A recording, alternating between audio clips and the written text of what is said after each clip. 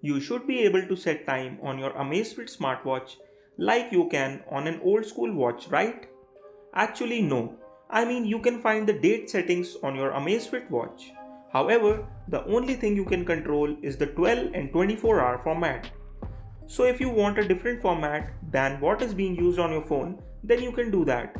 To access this option, open settings on your Amazfit smartwatch and then click on the first watch face and time option. On the next screen, you can change the time format to 12, 24 or follow the format being used on your phone. The reason you can't change the time is because Amazfit uses the time set on your phone. So, if you are going to a different country, then you will first need to change the time on your phone. Or wait for your phone to automatically change the time zone once you land, and it will change the time on your watch too. If you just want your smartwatch to run 5 or 10 minutes ahead of the correct time, then you would need to change that on your phone.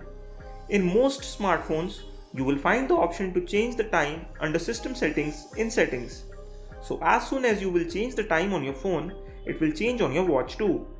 However, if you don't want to change the time on your phone but want to keep track time of other time zone, you can do that. To do that, open the Zepp app, go to Profile, open your device page and open World Clock under the app settings option.